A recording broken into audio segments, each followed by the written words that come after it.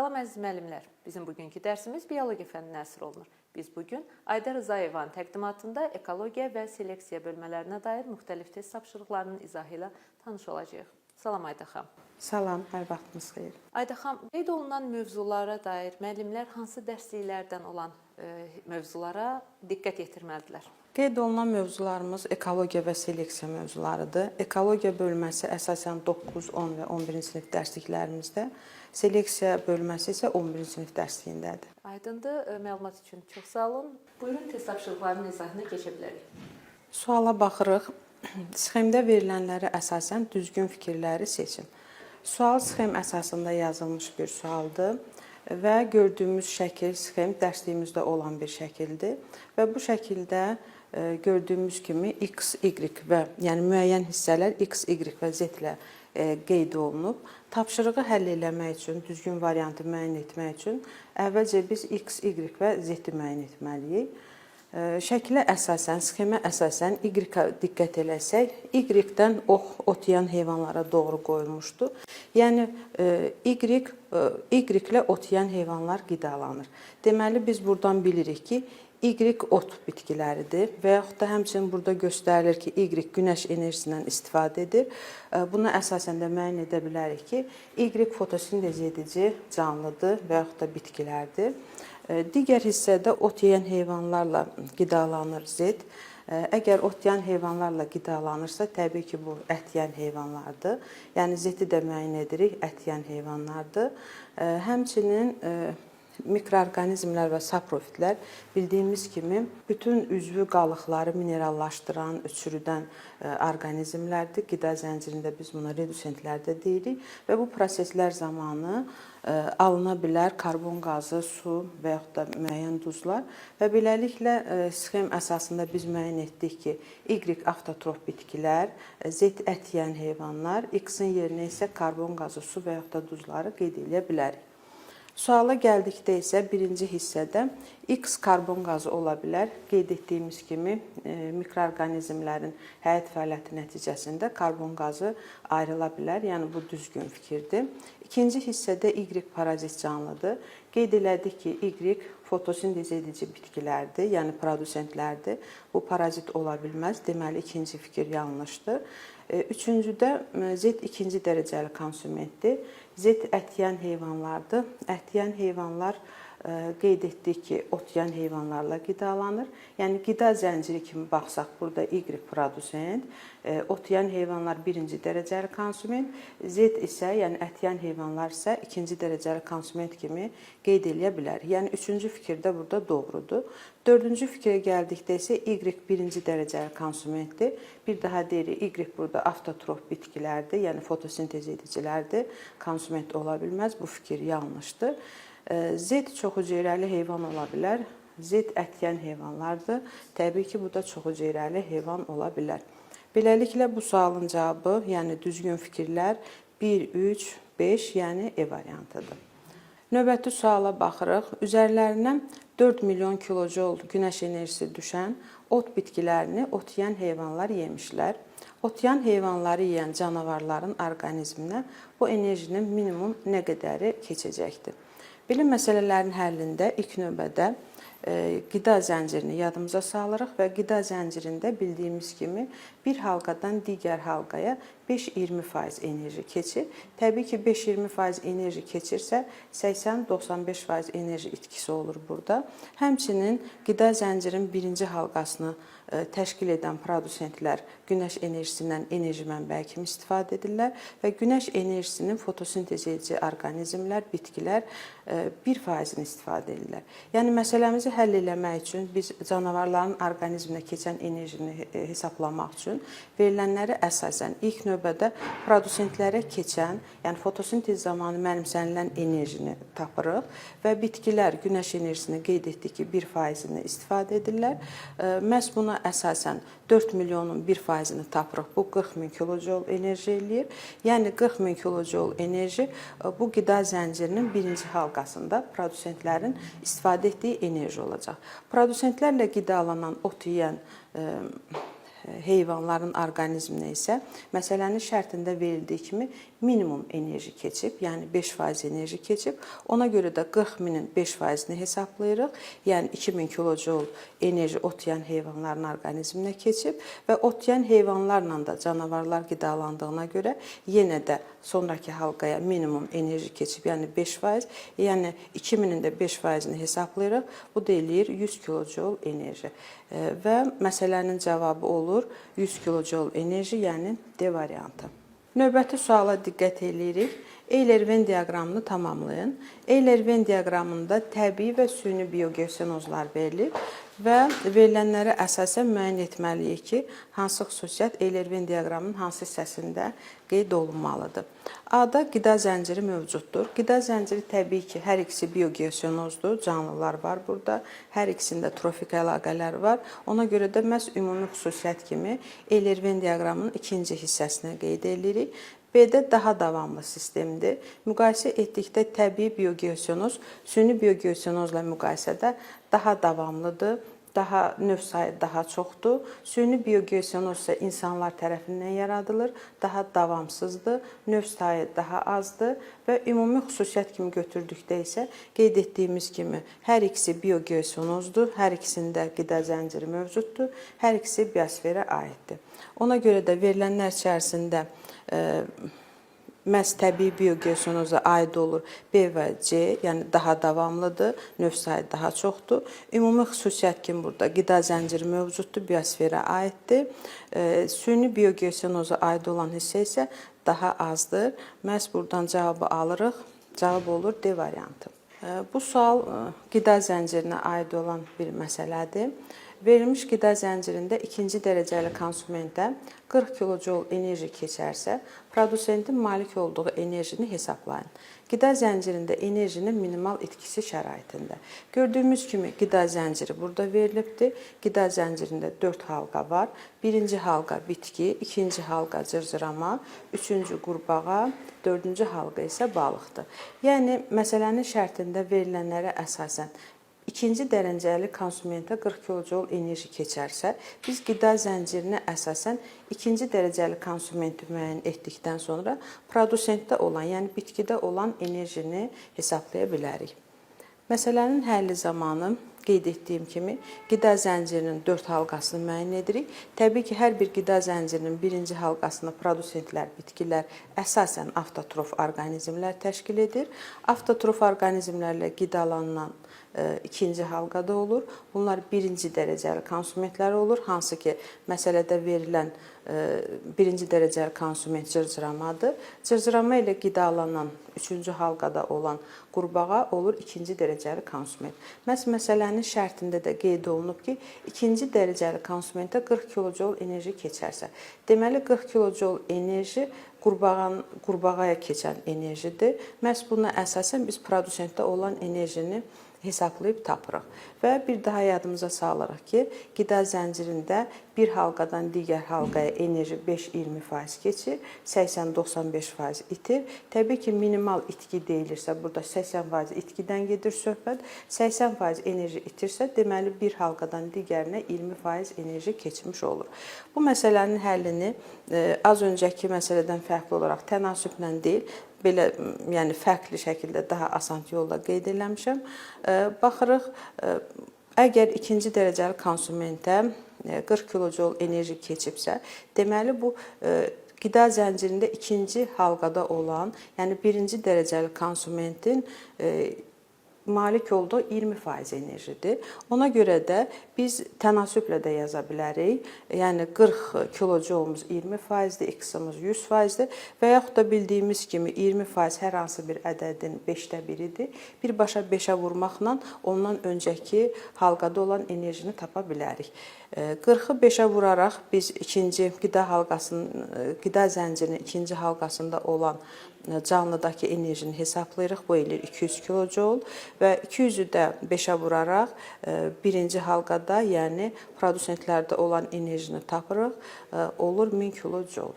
Və beləliklə məsələnin həlli, cavabı olur 1000 kilojoule, yəni B variantı. Digər sual qrafiklər əsasında yazılmış bir sualdır. Qrafiklərdə x və y-in yerinə yazmaq olar. Gördüyümüz kimi iki fərqli qrafik verilib və bu qrafikdə, birinci qrafikdə biokütlənin miqdarı artır, digər qrafikdə biokütlənin miqdarı azalır. Yəni, diqqət eləyirik burada, verilənlər içərisində hansında biokütlə artır, hansında azalır. Buna əsasən düzgün variantı tapa bilərik. Ümumilikdə götürdükdə biokütlə quruda ekvatorlardan qütblərə doğru getdikcə biokütlə azalır. Yəni, yer kürəsində ən çox biomüxtəliflik, biokütlə ekvatorda olan canlılarda olur. Dağların zirvələrindən endikcə biokütlə artır, qurudan qütblərdən ekvatora doğru getdikcə biokütlə artır, dağların zirvələrinə qalxdıqca biokütlə azalır, torpaqda dərinlik artdıqca biokütlə azalır. Yəni, bir ümumiləşmə aparsaq, ekvatordan qütblərə doğru getdikcə azalır, qütblərdən əksinə ekvatora doğru gəldikcə artır. Həmçinin biz bunu biologiyada deyirik, şaquli zonalıq artdıqca, yəni hündürlük artdıqca biokütlə azalır. Əksinə, burada qeyd etdiyimiz kimi dağların zirvəsindən endikcə əksinə biokütlə artacaq. Torpağın biokütləsinə gəldikdə isə torpaqda dərinlik artdıqca torpaqda biokütlənin azalması müşahidə olunur. Və qeyd etdiyimiz kimi biokütlənin artmasını birinci qrafikə qeyd edirik. Hansı ki, burada B və C variantlarında verilib, X-a uyğun gəlib. Azalması isə A, D, Y-də verildiyinə görə məhz cavab variantımız olur A variantı.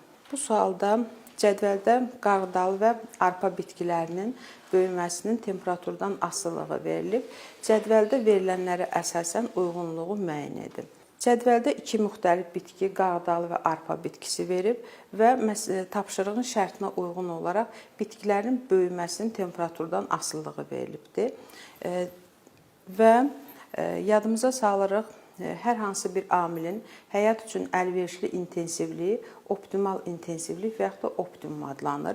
Yəni, cədvəldə optimum göstərilib. Bu deməkdir ki, qarğıdalı bitkisinin böyüməsi ən intensiv baş verər 37-44 Selsi temperaturunda və yaxud da arpa bitkisində 25-31 temperatur aralığında daha intensiv böyüyər. Minimum və maksimum da qeyd olunub və verilənlərə əsasən müəyyən edirik, yəni verilən xüsusiyyətlərin hansı bitkiyə aid olmasını müəyyən edirik. A-da müsbət 40 Selsidə daha intensiv böyüyər. Qeyd etdiyimiz kimi, daha intensiv böyüməsi optimum bildirir. Yəni, optimum intensivlik hansı bitkidə müsbət 40 Selsi kimi götürülə bilər. Cədvələ baxırıq, qarğıdalı bitkisinin optimumu 37-44 Selsidir. Deməli, qarğıdalı bitkisi müsbət 40 Selsidə daha intensiv böyüyər. Yəni, müsbət 40 Selsi temperatur qarğıdalı bitkisi üçün optimum intensivlik hesab edilə bilər. Yəni, A-da verilən fikir məhz qarğıdalı bitkisinə uyğundur. B-də müsbət 2 Selsidə məhv olar. Məhv olur, bilirik ki, minimum və maksimumdan kənara çıxma hallarında artıq bu canlı məhv olur, yəni böyüməsi dayanır. Və müsbət 2 Selsidə qarğıdalıda minimum 5-10 Selsidir. Yəni 5-dən 4-dür, 3-dür, 2-dir. Artıq bu temperaturda bu bitki böyüməsi dayanır və məhv olur. Ona görə də müsbət 2 Selsidə məhv olma məhz qarğıdalı bitkisinə aiddir. C-də müsbət 46 Selsidə böyüməsi zəifləyər. Müsbət 46 Selsidə ümumiyyətlə arpa bitkisi maksimumu 37-dir. Yəni 38-39 bu temperaturlarda artıq bu bitkinin böyüməsi dayanır və məhv olur. Ona görə də müsbət 46 Selsidə böyüməsi zəifləyər dedikdə bu fikir qarğıdalı bitkisinə uyğundur. Çünki onun maksimumu 44-50 Selsidir.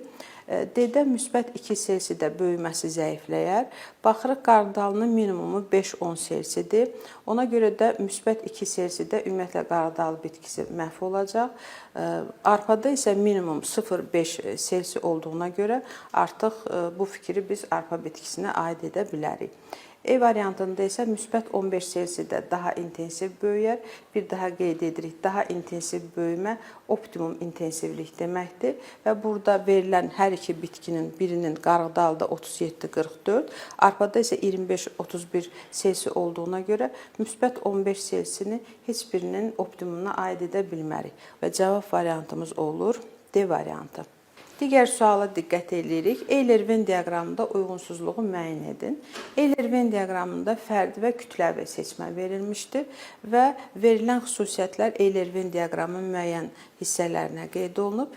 Biz bu verilənlərə əsasən uyğunsuzluğu müəyyən etməliyik. Birinci fikirdə metodiki seçmə zamanı aparılır. Metodiki seçmə və yaxud da biz buna seleksiyada şuurlu seçmədə deyirik. Metodiki seçmənin fərdi və kütləvi seçmə forması var. Yəni hər ikisinə aid olan bir fikirdir. Birinci fikir, ona görə də məhz Eyler-Venn diaqramının mərkəzi hissəsində qeyd olunmalıdır. Bu düzgün uyğunluqdur. İkinci hissədə heteroziqotların sayı kəskin azalır. Heteroziqotların sayı kəskin azalır. Bu fərdi seçməyə aid olan bir xüsusiyyətdir. Hansı ki, kütləvi seçmə zamanı heteroziqotluq artır, nəslin genotipi nəzərə alınmır, çarpaz tozlanan bitkilərə tətbiq edilir. Fərdi seçmədə isə homoziqotluq artır, nəslin genotipi nəzərə alınır, özündə tozlanan bitkilərə və heyvanlara tətbiq olunur. Yəni, bu verilənlərə əsasən müqayisə edərək uyğunsuzluğu müəyyən etməyə çalışırıq. Qeyd etdiyimiz kimi heteroziqotların sayı kəskin azalır. Bu fərdi seçməyə aid olan bir xüsusiyyətdir və Eyler-Venn diaqramında da məhz düzgün olaraq qeyd olunubdur. 3-də nəslin genotipi nəzərə alınmır. Bu, qeyd etdiyimiz kimi kütləvi seçməyə aid olan bir fikirdir. Eyler-Venn diaqramında isə mərkəzi hissədə qeyd olunduğuna görə bu uyğunsuzluq hesab olunur. 4-də homoziqotların sayı azalır. Homoziqotların sayı kütləvi seçmə zamanı azalır. Qeyd etdiyimiz kimi kütləvi seçmə zamanı heteroziqotluq artır, homoziqotluq azalır. Yəni, 4-cü fikir kütləvi seçməyə aiddir. Məhz düzgün olaraq Eyler-Venn diaqramında qeyd olunub. 5-də çarpaz tozlanan bitkilərə tətbiq edilir. Bu kütləvi seçməyə aid olan bir fikirdir. Eyler-Venn diaqramında isə fərdi seçməyə aid olan hissəyə qeyd olunub. Ona görə bu da uyğunsuzluq hesab olunur. 6-da qarşıya yeni formaların yaradılması məqsədi qoyulmur. Bu, ümumiyyətlə kör təbii və yaxud da şuursuz seçməyə aid olan bir fikirdir. Yəni, Eyler-Venn diaqramında qeyd olmamalıdır. Yanlış olaraq qeyd olunub və bunu da uyğunsuzluq kimi götürə bilərik. Beləliklə, Eyler-Venn diaqramında uyğunsuzluq 3, 5 və 6-cı fikirləri olur. Cavab olur E variantı. Digər suala diqqət edirik. Düzgün kəsişmələri müəyyən edin. Sualda döllü turp kələm hibridi verilmişdir və sxemdə A və C döllü turp kələm hibridinə aid olan fikirlər kimi qeyd olunub.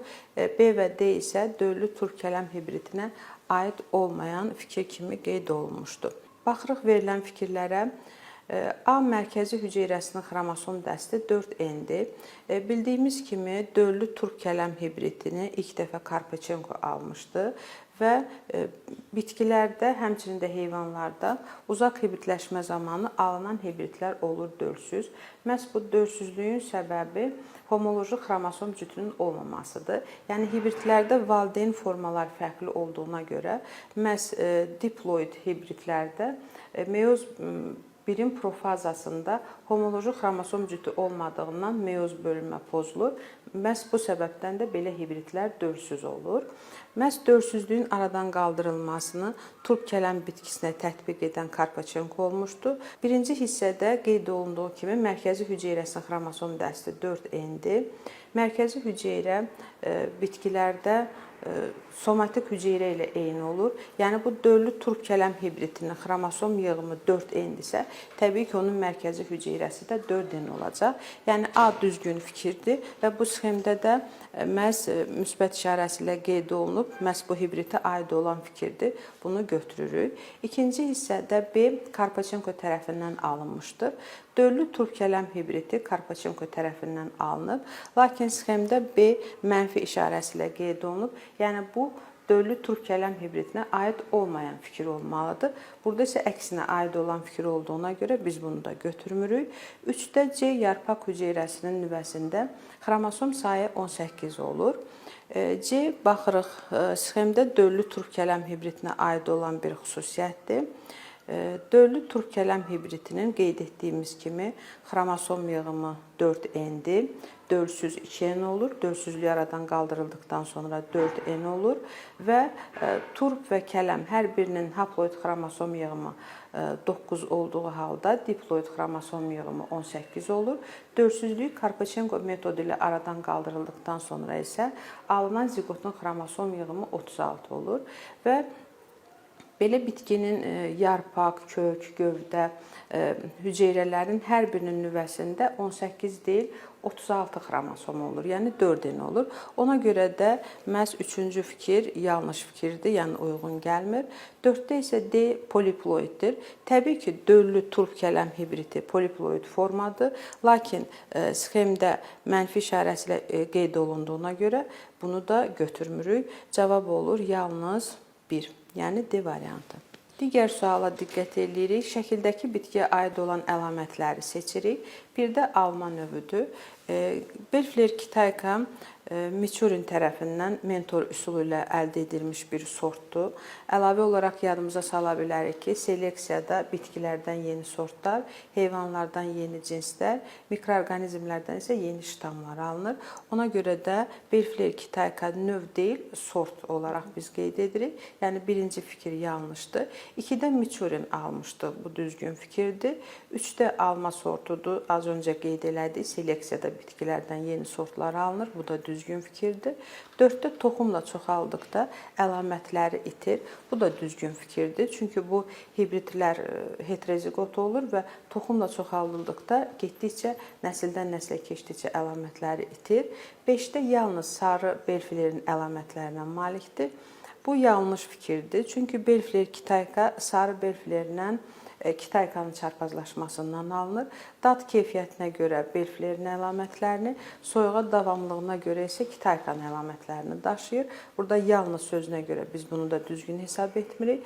6-da isə bu hibridlər heterozigotdur. Təbii ki, hibridlərin əksəriyyəti heterozigot formada olur. Yəni düzgün fikirlər olur 2, 3, 4, 6, B variantı. Növbəti tapşırığa baxırıq. 2 müxtəlif diploid bitkinin qametində xromosom sayı 8 və 12-dir. Bu bitkilərin çarpazlaşdırılmasından alınan hibridin dölsüzlüyü Karpachenko metodu ilə aradan qaldırılarsa, yumurta hüceyrəsində və kök hüceyrəsinin nüvəsində xromosom sayı minimum neçə olar? Bildiyimiz kimi, hibridləşmə zamanı alınan hibridlər dölsüz olur və bu dölsüzlüyün aradan qaldırılması üçün Karpachenko metodundan istifadə edilir və Karpachenko metodundan istifadə zamanı bir daha qeyd edirik ki, burada homoloji xromosom sayının artırılmasıdır. Yəni adi halda biz çarpazlaşma zamanı yumurta hüceyrə və qametlərin xromosom yığımı N olduğu halda Karpachenko metodu tətbiq edildikdə bunu 2 dəfə artırırıq. Yəni belə tapşırıqların həllində sadəcə qametlərin xromosom sayını toplamaqla alırıq. Birində 8, digərində 12 alırıq 20. Təbii ki, 20 xromosoma malik olan hibrid dölsüz olacaq. Karpachenko metodu tətbiq edildikdə isə bu 2 dəfə artırılır və alınan hibridin xromosom yığımı olur 40. Bizdən isə soruşulur ki, alınan hibridin yumurta hüceyrəsində, yumurta hüceyrə canlının zigotun xromosom yığımından 2 dəfə az olmuş olur. Yəni alınan bu hibridin xromosom yığımı 40-dırsa, yumurta hüceyrəsi 2 dəfə az 20 olur. İkinci hissədə isə kök hüceyrəsinin nüvəsində bu hibridin həm kök, həm gövdə, həm yarpaq hüceyrələrinin hər birinin nüvəsində 40 xromosom olur. Ona görə də məhz kök hüceyrəsində də 40 xromosom olur. Cavab olur B variantı. Bu sualda Barbara McClintock'un ilk dəfə xromosom xəritəsini tərtib etdiyi bitkiyə aid deyil. Barbara McClintock ilk dəfə qarğıdalı bitkisinin xromosom xəritəsini tətbiq etmişdi. Yəni sualda bizdə qarğıdalı bitkisinə aid olmayan xüsusiyyət soruşulur. Verilən variantlara diqqət edirik. Yəni müəyyən etdikdən sonra ki, bu məhz qarğıdalı bitkisidir, variantlara baxırıq. A variantında Vavilova görə mənşə mərkəzi tütün bitkisi ilə eynidir. Qarğıdalı bitkisinin Vavilova görə mənşə mərkəzi Mərkəzi Amerika hesab olunur. Mərkəzi Amerika qarğıdalı ilə yanaşı kakao, balqabaq, həmçində tütün bitkisinin mərkəzi hesab olunur. Yəni bu fikir doğrudur. B variantında meyvəsi bir toxumlu quru meyvədir. Qarğıdalı bitkisi bildiyimiz kimi taxıllar fəsiləsinə aid olan bir bitkidir. Taxıllar fəsiləsinə aid olan bitkilərin meyvələri dən meyvə olur. Dən meyvə də quru bir toxumlu meyvələrə aid edilir. Yəni bu fikir də düzgündür. C variantında Quliyev bu bitkinin seleksiyası ilə məşğul olmuşdu. Quliyev nəinki qarğıdalı bitkisi, həmçinin həm yonca, həm pambıq bitkisinin seleksiyasından da məşğul olub. Yəni bu da düzgün fikirdir. D variantında homoloji sıralar qanununa əsasən noxud bitkisində baş verən irsi dəyişkənlik bu bitkidə də baş verər. Homoloji sıralar qanununa əsasən irsi xüsusiyyətləri oxşar olan, eyni fəsiləyə aid olan bitkilərdə baş verən irsi dəyişkənliklər eyni olur. Burada qarğıdalı qeyd etdiyimiz kimi taxıllar fəsiləsinə aiddir. D variantında isə bizə verilir ki, əsasən noxud bitkisində baş verən. Noxud isə paxlallar fəsiləsinə aid olduğuna görə qarğıdalı taxıllar, noxud isə paxlallar, yəni fərqli fəsilənin nümayəndələridir. Ona görə də D variantında verilən fikir yanlışdır. Yəni noxudda baş verən irsi dəyişkənlik qarğıdalıda və yaxud da əksinə qarğıdalıda baş verən irsi dəyişkənlik noxud bitkisində rast gəlinmir, təsadüf edilmir homoloji sıralar qanununa əsasən. Yəni bizə lazım olan variant qarğıdalı bitkisinə aid olmayan variant D variantıdır. E variantına da baxaq. Küləklə tozlanan bitki olduğuna görə bu bitkiyə kütləvi seçmə tətbiq olunur. Bu da düzgün fikirdir. Baxmayaraq ki, qarğıdalı taxıllar fəsiləsinə aid olan bir bitkidir. Taxılların əksəriyyəti öz-özünə tozlanan bitkilərdir. Lakin qarğıdalı və çovdar digər nümayəndələrdən fərqli olaraq küləklə tozlanır, çarpaz tozlanır.